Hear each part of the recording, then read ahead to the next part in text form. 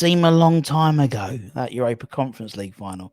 Gee, it was only a month ago. Anyway, Russ and the West Ham Network. Hope you are all safe and well. If you end here, give it a like, give it a comment, give it a share, give it a subscribe. You know, all that good stuff. The 2023-24 Premier League season kicks off, whether we like it or not, this weekend. And obviously, we are away to AFC Bournemouth. Obviously, we head into Saturday's kickoff after pre-season that saw 3 wins from 6 games. We played Boreham Woods, the mighty Boreham Wood, and beat them. We beat the mighty Perth City and the mighty Spurs, and then obviously losing to Leverkusen and to Stade Rennes. But apart from that, now obviously we play Bournemouth, and they are going into a new season with a new manager.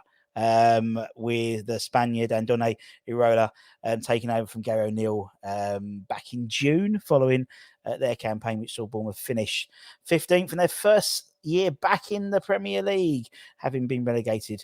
I think 1 point and 1 space separated the two of us last season, and obviously both sides are eager to make the best possible start, if it's at all possible, with West Ham.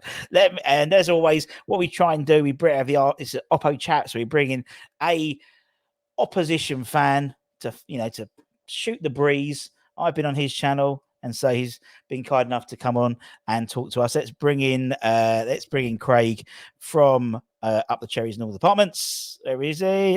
Hey, Craig, how are you doing, man? Hello, Russ. Thanks so much for having me on. How are you doing? You well? Yeah, all good, mate. All good. Well, you're doing well because you've signed people. Like, we've signed someone now, but obviously we're recording this on Thursday night, and we've obviously we can talk about the new signings in terms of before then, but obviously today signing Aaron's for an absolute steal. That was like was it 12 million all in, isn't it? Something like that? Yeah, something like that. Something like that. I think that Jack Stacey going the other way earlier on in the window really had something to do with it. But yeah, great piece of business. Aaron's, of course, a right back position where Adam Smith has been playing. Yeah. And of course, Smith, great servant to the football club. But I think at certain times last season, you could see that the pace was getting to him a little bit. Yeah. He's injured anyway. So I think Aaron's would go straight into this match. Yeah. And obviously another name which is well known to West Ham, as we were trailing him, but apparently David Moyes told him he wasn't get first team football, and therefore he turned down West Ham earlier in the transfer window. Was Alex Scott from Bristol City? That's all been confirmed, medical and terms agreed, and 25 million quid in it, all in. Yeah, so 20 million up front, and then Yep. 5 million on add-ons, which I believe is linked to England's caps. So he's somebody who has got a lot of prospect. Yeah. Of course, was at Southampton's academy. He did spend some time with the club in his younger days. I reckon it was about 2015, I think it was, when he was actually part of our youth setup for a very short period of time. But he's a brilliant Oh, it's prospect. brilliant. Yeah, he's one that was on the lips of many a West Ham fan in terms of how we could sort of reinvest the money for the former captain. He should not be named number 41. And that's what Akabusi calls him. He calls him number 41. So I'm going to call him number 41 from now on. And yeah, great player. The Guernsey Grealish, he's been referred to as. Yeah. And I think it, in terms of some of the other players, obviously have come in. We would all see West Ham fans would know and remember Milos Kerkez, the left back, 19-year-old left back from AZ Alkmaar, who obviously you signed, and he played against us in the second leg of the semi-finals, and he's a great player as well. He's a great. So you've got 2 new fullbacks, really, haven't you? Fantastic stuff. We have, yeah. And I tell you what, Milos Kerkez against Lorient in the last friendly was outstanding. Very, very quick, very skillful. Didn't give their wingers a sniff. So I think he's got a lot of talent. And one thing that I think as it's been mentioned before, we didn't actually have a penalty last season. Yeah. And I think Milos Kerkez, because there was a point in the Lorient game where he ran and it was so close to the box, he was brought down because of that pace. Teams will bring him down. So Yeah, that's not going to happen again. That's not going to happen again. I think the talent we've signed, well, yeah, we have to pinch ourselves. Remember, this club back in 2008 was on minus 17 points, looked yeah. like it was dropping out of the Football League. Mm. If we had dropped out of the Football League, I think this club would have died. Yeah. No, that's fair enough. That's fair enough. And I said it has been sort of a very much, particularly last season and this season. Obviously, and we spoke just before we started. Obviously, probably the main talking point is the change of manager. Yep. Gary was relieved of his duties pretty much as soon as the season finished, pretty much. And Irola came in and comes with a pedigree again for the West Ham fans. Obviously, he used to manage A.K. Larnaca, who obviously we played. Yep. That was his first managerial appointment. Who obviously we played in the knockout stages of the Europa Conference League near Iron Napa, but obviously comes from La Liga, and one of those sort of Basque country managers, isn't it? There's so many of them now. Where it was. It I mean, is. Lopetegui's gone, but Arteta and people like that, and Emery, all from the same region. Really, it's a bit of a Spanish revolution, isn't it, for managers now? It seems. Well, I did actually speak on the channel to a gentleman called Mikel Exari. In fact, he didn't come on. His English is very, very limited, but he was the Basque national team coach for a long, long period of time. So he's worked with the likes of Emery, Lopetegui, Xabi Alonso, Yeah. Arteta, and of course Iriola. And it was quite interesting to find out a little bit more about their philosophy in the Basque country and how it differs from the rest of Spain. It's always very high pressing, attacking football, Mm. attacking from the front, pressurizing that defense. And what he did at Rayo Vallecano, just to put it into perspective, Rayo Vallecano are a very, very small side, Yeah. untraditional, very much like ourselves, but it is the equivalent of, he did actually manage to get them into the Champions League He places did. before they did drop off. Yeah. And it's like Rob Edwards getting Luton Town into that same position in the Premier League, of course, not keeping them there, but keeping Luton Town safe twice, Yeah. in a row, and beating, because of course he beat Barcelona He a did. number of times, Real Madrid, Yeah. and that's the equivalent, with a team that is completely unfashionable. Mm. It's very. I mean, it's funny because obviously we played. We played by Leverkusen our last friendly, obviously managed by Xabi Alonso, and obviously there is. Yeah, I think he's just signed a new deal actually, so it probably won't happen.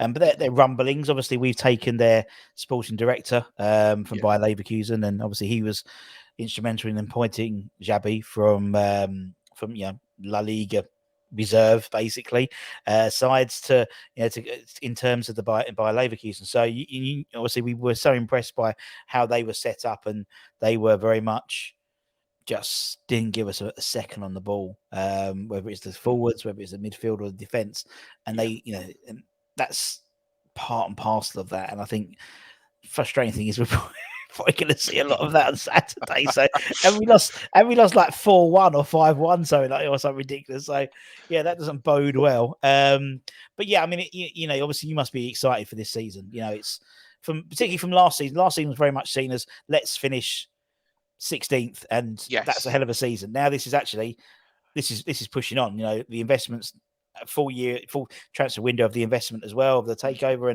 and now with the new manager, and there's obviously some really exciting young players. You must be really excited for what's coming up this season, yeah, potentially.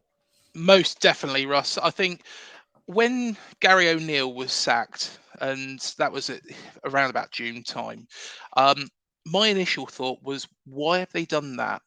He's kept us safe. He's a very, very analytical, astute manager. And I thought, I've met him in person. I've been lucky enough Yeah. to meet him in person, to actually speak to him for quite some time about his philosophy.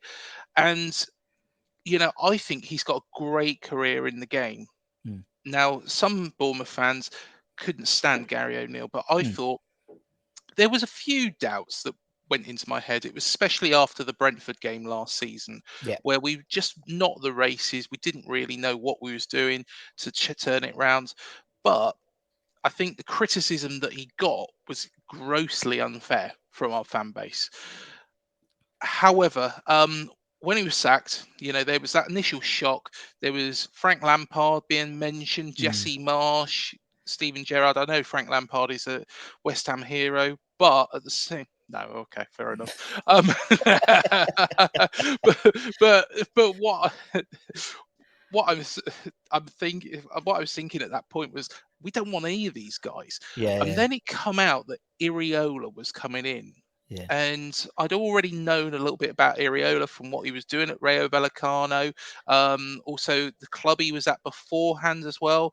He did a fantastic job there. I Mm. don't think he did a great job at Larnaca. No, I don't think they Um, but I thought, right, okay, this makes sense. When did. you look at the signings that we made in January, I'm sure that this was all planned. The signings we made in January are actually more suited to Iriola's style of play Sure. than it Yeah. is Gary O'Neill's. Do keep in mind as well that we was rumoured to be, and I actually spoke to an Argentine journalist, Alejo Rehebera. It was mainly about Argentina's chances in the World Cup, and I spoke to him about Marcelo Bielsa, and he said it's pretty much done thing.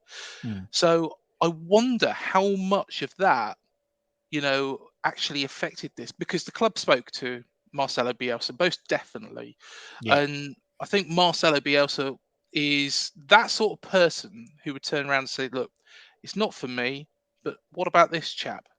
Yeah. And that's the general gist, I think. How old's Marcelo Bielsa? Probably in his 70s now, Must mustn't be he be? knocking on 70. Yeah. And I think what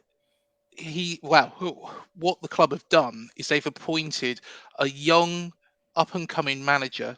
Not saying Gary O'Neill wasn't, but somebody with this track record. And when you look at how Basque Mm. players or Basque managers perform, it Mm. is that high intensity press Yeah. from the front. It's a little bit like what Eddie used to do. Yeah. I think for me, it just seems that, and we, as you said, just before we started, there's a lot of parallels to, I think, what a lot of the West Ham fan base want in terms of, we, well, in terms of us, obviously, we've confirmed the signing of Edison Alvarez. He might be in the squad for Saturday. Defensive midfielder from Ajax, 35 million quid. But potentially with JWP coming, Maguire coming. I mean, these are not players for an expansive type of football. These are Mm. Davy Moyes players for Davy Moyes football, and Yes. it's a frustration of the fan base because Moyes has got 1 year left in his contract, and he's investing this money that's we obviously got for number 41, and there's no future plan, if that makes sense. And I think there's Yeah. a real, whereas it seems with Iriola as well, which is quite funny because obviously we've got Ariola in goal, so Yeah. it's gonna be fucking confusing. People say, what's the Bournemouth manager playing between the sticks in front of Naya Figueroa and Zuma? But it's that's what they really want is Yeah. that type of the West Ham way type of football, in terms of the likes of getting people like Alex Scott. And so I think you've got a lot of West Ham fans envious of the appointment of Ariola, and also in terms of the signings that have come in, because particularly the last 2 or 3 for sure, because fan base really wanted Yeah. Kirkes, fan base really wanted Aaron's, because that's an area which needs to be developed, and obviously Alex Scott is someone we really wanted as well. So yeah, we're also a little bit jealous of that fact, particularly as looks like we're going to be selling Lucas Paqueta for a complete ton of money as well. So not that, yeah, it wasn't the summer transfer window we're all hoping, selling Yeah. our former captain, our star Brazilian, and our Italian number 9 in the same transfer window. We weren't really assuming that's going to happen, and returning to type in terms of Moyes ball set piece Yeah. FC. But regardless of that, it's a new season. It's a new season. And in terms of obviously Saturday, going back and looking at last season, obviously one we did a double over. That's the first. Yeah, we did do it Yes. over a lot of people last season. And obviously, the game at the Vitality last year was 4-0, and it was just symbiotic because of we had, the old where is it? Where's it gone? There we go. We had the Yeah. scorpion kick, which was just God love Pablo. Actually, you might get some game time if we sell if before we you might actually play on Sunday, I think Saturday rather. And obviously that was our.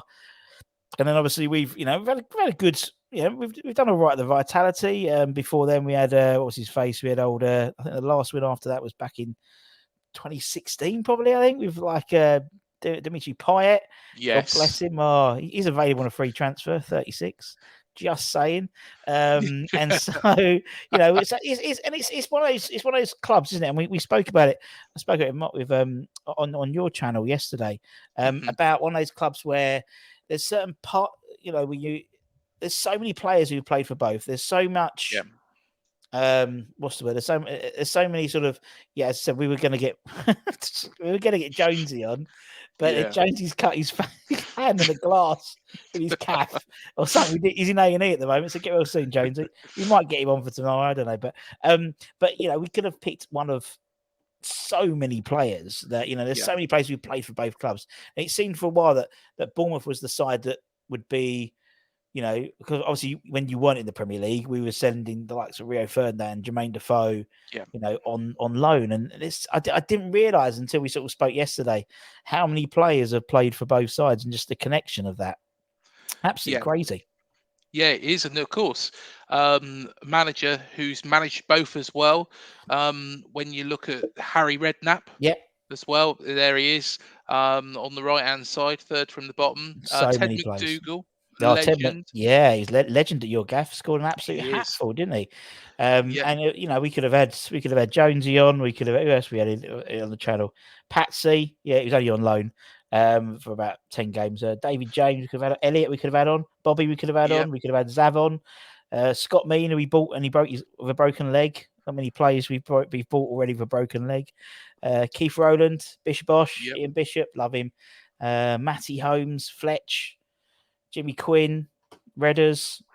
There's a good old few players. That's just literally off the top of my head the other day.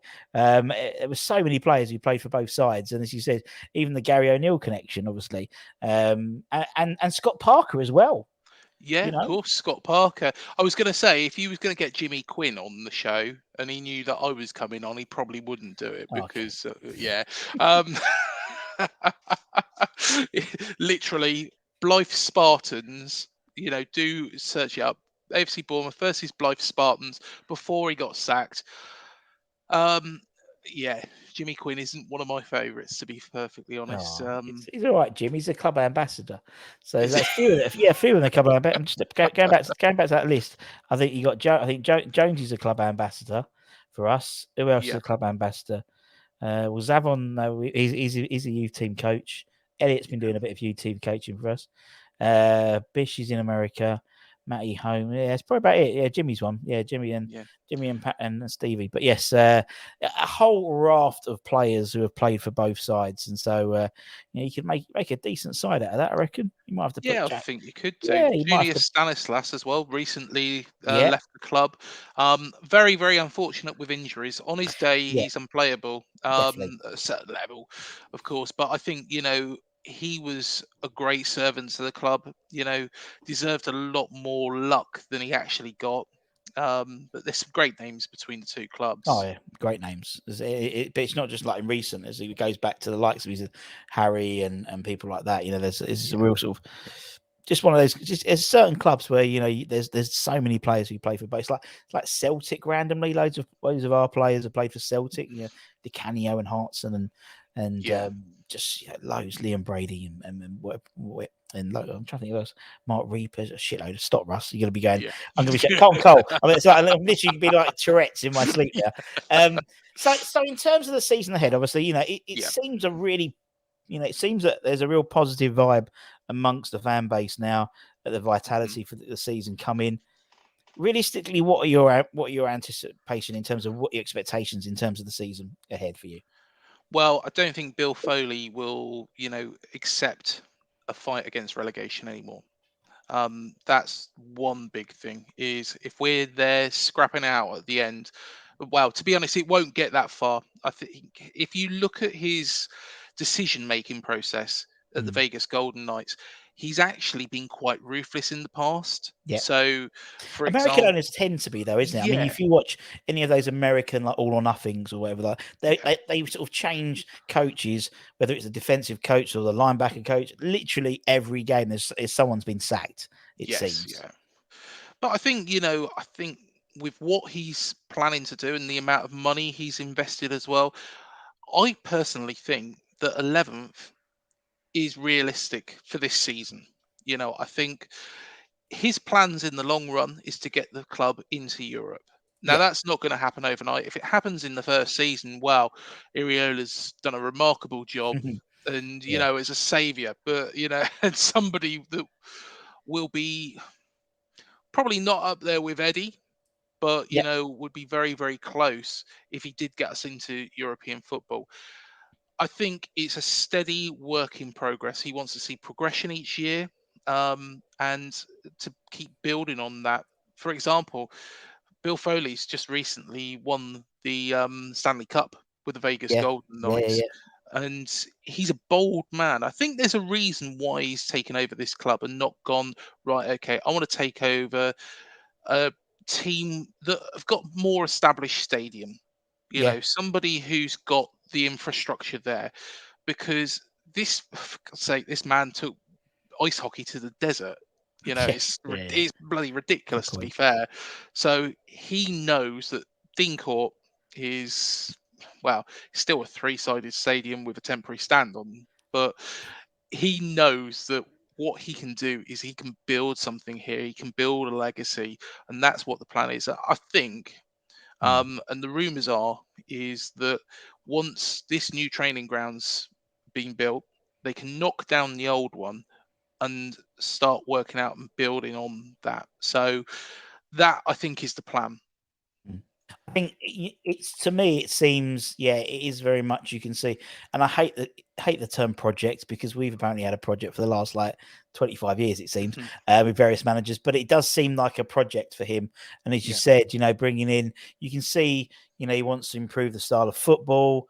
And eventually, it'd be nice to get a bigger stadium, because it's the fucking hardest team to get away tickets for.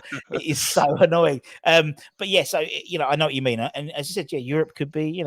Who knows? I mean, the thing is now, with the season as it is, you've gone big.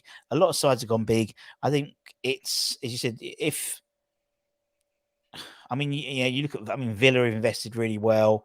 I mean, Brighton could be gutted in terms of soon if Yeah. Matoma potentially goes, and Casado, so McAllister's already gone.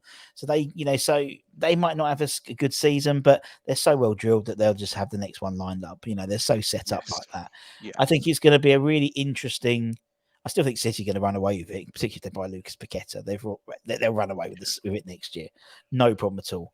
And hopefully Arsenal do shit. You won't like who I predicted to win the league, then, will you? I just don't think they got enough. I just don't think they got enough. I Mm, think they still have. They are a project as well, and I think yeah. there's. I mean, they still need a big name striker. They still need Yeah. one. I think Jesus is too flaky, gets injured too much. Obviously, Yeah. he's had his knee surgery, and so they're sort of down to Eddie Nketiah and Balogun, or even Havertz playing up there. Havertz is a good signing, but I just think I think they do well in the cup, but I just think I think they've blown their chance, in my opinion. But I think they run. I think Chelsea are going to be the dark horses this year, because they've got no European football. Yeah. And they've got Poch in charge, and I think that makes a huge difference. I think Liverpool did it a few years ago. Everyone had European football apart from Liverpool, and I think they won the league that year. Yeah. So we'll see. Anyway, but I think 11th. Why not? I think anyone from about, I think the top six probably sort of pretty much pick themselves, and then it's a bun fight for that sort of 7 to 15th. I think Yeah. the guys coming up for the championship are going to struggle. I just think they will struggle, particularly Sheffield United. Hashtag blame Tevez. I can't wait for that to come back. Can't wait for them to come back. Last year they were last time they played, everyone had like Carlos Tevez masks, and it's like years ago this happened. The Great Escape, they still say there's only one Yes. Carlos Tevez. Oh, brilliant. What year was that? 2006, Yeah, it would was have been it? I it would have think. been 05, 06 season. I think no, it was Curbs when it 06, 07. 06, 07 would have been, yeah. So yeah, hashtag blame Tevez. And so yeah, I think you're probably right. I think there's I think anyone who has it's open, that part, that sort of mini league, I call it. Yeah. That's our league, really, to be perfectly honest as well. I think that's really particularly if you get a good start, I think it's going to make a big difference. Obviously, Yeah. it won't be as fragmented as last year because of the World Cup, and I think that will make a difference as well. But in terms of Saturday, rather, one person I think that it's like we used to hate it when we used to play you, because when you had Callum Wilson, because he'd always Yes. fucking Yeah. score. And even when Yeah. even when it's Newcastle, he still fucking scores against us. Yeah. In terms of your sort of kryptonite is Antonio. Really, he's played a role in 8 wins in his 11 career appearances against Bournemouth, and he scored 4 goals and 3 assists in those games. And he scored most recently, obviously, in the 4-0 away win towards the end of last season. Now, obviously, with Gianluca Scamacca leaving, he's probably going to be staying at West Ham unless Wolves put the money in for him in terms of what we want. But yeah, he'll probably be featuring sometime on Saturday. And Unfortunately. unfortunately for us as well, because unfortunately when he plays, we play a certain way, and that is the Moyes ball way, and fans get a bit, it's gonna be quite boring. I mean, you're want to play expansive football and it'll be very quick pace, and we'll just be having 10 men behind the ball and then lobbing it over the top for Antonio to chase. That's sort of the game plan. It's not going to be too much of a shock to the system. We're not going to play beautiful, fluid football, particularly if JWP signs before midday, and can whip in the box, the crosses into Tommy Suchek, Oh for no! example. Don't say that he's going to turn up from South that lot Yeah, down the road. yeah, exactly. Just give, and because he's one goal, if we sign him, he's 1 goal away from the record of free kick goals in the Premier League, which is currently held by David Beckham. He'd love to do that. Dean Court. Yeah, he probably will do. To be honest, he probably will do. but in terms of the game ahead, obviously, we, again, I can't. As I was saying to on the channel yesterday, on your channel, I don't know what side's turning up. I don't know what side's turning up. By the sounds of it, I'd be surprised if Paqueta plays if he's going to be going for £100 million to Man City. We're not going to risk him, are we? We're going to. So, but Alvarez might play in if he signed JWP in time. That could happen. I doubt we might sign him in time, to be perfectly honest. But from you guys, I think it's critical. It's home crowd, first game for the new manager. He wants a win. Are you going to get a win? Craig? I honestly think we will. And I'm sorry, Russ, but it's your foot. No, I honestly think we will. Yeah. I think, firstly, West Ham, it's a little bit of a mess at the moment. You don't really want to be going into a season like this, where and that's what's good about us, is we've done majority of our business, or our critical business, I would say, at the start of the window. So Milos Kerkez, we needed a left back. Yeah. And we got one. Yeah. Justin Kluivert, again, another very, very good player, on that left-hand side. I think he'll probably play and get the nod over Anthony. And I think we've done our business in that side of playing the Iriola way. Our pre-season has been a little bit hit and miss. So we beat Lorient, we beat Hibs. But of course, we got beat by Tel Aviv. Of course, we beat Southampton as well. I forgot that one. How could I forget that? Forget that one. Jesus. But we got beat by Maccabi Tel Aviv, and of course Atalanta at home. Yeah. So it's been a bit of a mixed bag. But I think in the early stages, you saw some of the players getting very tired. But against Lorient, they were playing the right way. They were playing the Iriola way from the front. And I think that, considering that you've had a bit of a nightmare recently with a team that plays that way, I I've got full Yeah, confidence. I agree. And I do agree. As I said, I think if we come out of the game tomorrow with a draw on Saturday, yeah, 4-4. It's going out on Friday. Yes, so tomorrow. Yeah. Um, then I think if we come out for a draw, I think we've got a good result. Yeah. I mean, Bournemouth has always been a good hunting ground for us, but this is a different Bournemouth now, Yeah. and we'll make it difficult. We'll be proper. You'll probably have about 60% of the possession, Yeah. and we'll try and nick a set piece. Basically, we're going back to sort of Moyes ball 101. Yeah. That's what when he came in. That's the first thing he did. Shored up the defense, made us really good at set pieces, absorb all this possession, and then hit on the counter attack and nick a goal. Now, last year we were playing exactly the same way, but weren't nicking a goal. The set pieces were shit for some reason, despite the fact we had practically the whole team, and actually we Yeah. had better players. So yeah, I think if we, if we nicked it, it'll be like a 1-0 Thomas Souček corner.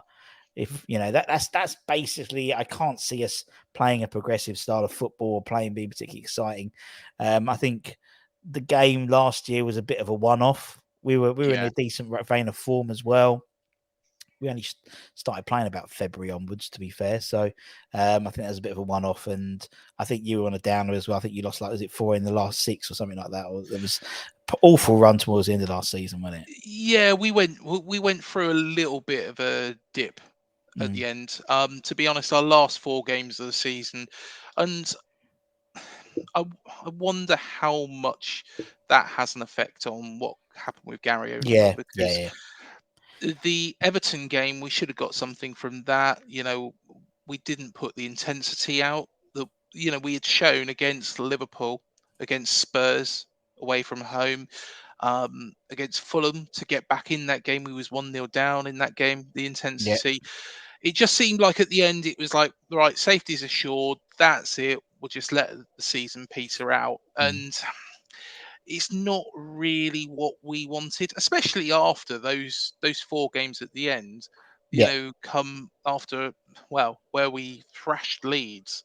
Of course, just before that we beat Southampton, and of course there was that defeat against yourselves. So yeah, I think maybe that was the reasoning. Maybe that was something that was playing on Bill Foley's mind, that we didn't have that solid end to the season. Um, but it's a very, very different game, I think, this season because of the signings we've made. Um, like I say, Max mm, Aarons is going to come straight into the side. Justin yeah, Kluivert looks a very, very good player. Kirkes is a step up from Matis Viña, who was on loan from Roma. In fact, I was hoping that we'd sign Viña, but again, the club have got this Plan B mentality, and the Plan B is showing that sometimes it's better than what we was originally going for.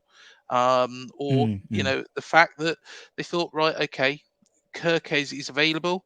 We'll sign him instead of Vinya, because Vinya wanted to come here. That's the thing. yeah, Vinya wanted to come here. Um, the work that and the business that AFC Bournemouth, and it's not just Bill Foley. A lot of it's got to be Neil Blake and Richard Hughes. Neil Blake again is somebody who's criticised by the fan base, but his mm, business. So he does mainly the contracts, and Richard Hughes finds these players and works with the scouting team. I think what they have actually done for this football club, is remarkable and is up there, alongside the achievements of Eddie Howe. mm. Well, it's a system, isn't it? It's the Yeah. system behind it, isn't it? And I think we're sort of starting to put together a system, and it probably won't be developed fully until the end of next season, basically when Moyes Mm, ends his contract, because yeah. I think internally there's juxtapositioning in terms of outlook, in terms of their transfer targets. Moyes is very much now. So you wouldn't Yeah. say that Harry Maguire is a player for the future. Is a No. guy who's going to come in and do a job now. Same as JWP. With linked with others, and actually these guys very much seem to be just guys who are going to do him because it's results business. He knows if he starts off shit, if he loses the first 5-6 games, he's gone. He's gone, you know, and so it's now about results. Whereas Tim Steinden, in terms of what he did at Leverkusen and Werder Bremen, he brought in De Bruyne. He brought in some amazing players for Leverkusen. Obviously, Diaby has gone to Aston Villa. They've got some some fantastic players in terms of what he does. Very much a Brighton model, and so you've got these two, and that's why it's taken us 55 days or something to sign our first fucking player, and then they want to sign another 5 in the next 20 days.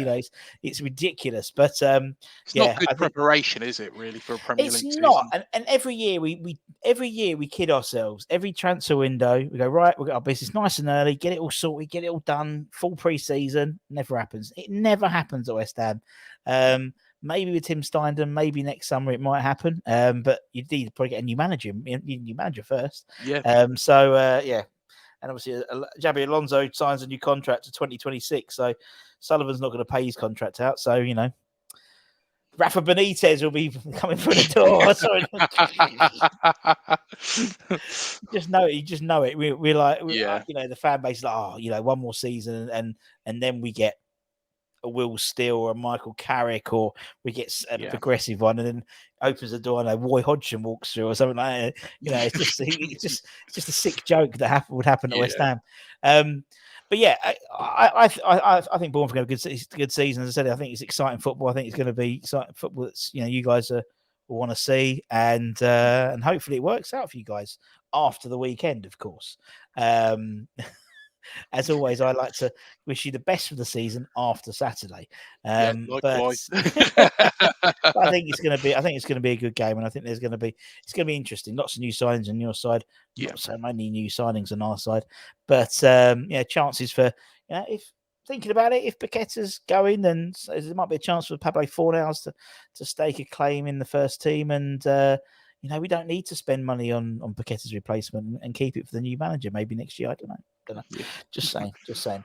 Anyway, Craig, where can they find you, Craig? Where can they find you? Of course. So our channel is called UTC IAD, Up the Cherries in all departments.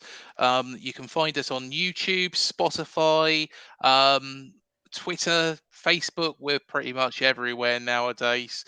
Do a search for us. We've got Chris Akabusi coming on very, very shortly as well. He'll be going up at 5 o'clock later on today. Later on today. And of course, Harry Redknapp seems to be a bit of a resident on our channel as well. So he's been on, I think he's 7 times now. Harry's been on. So just don't say. He has a weird relationship with West Ham fans, as old Harry, bless him. Anyway, hashtag Team Bonds. But anyway, so anyway, as I said, check Craig out, and obviously, you do reviews of the game afterwards and things like that?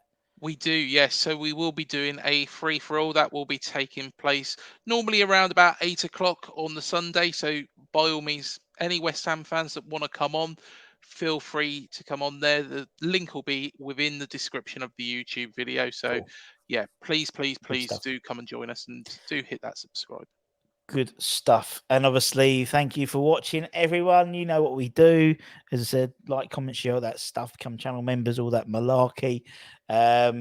We may have an injured Steve Jones come on later to talk about the game ahead if he can get out of A&A and the drugs have stopped working. Just what we should have cross-said.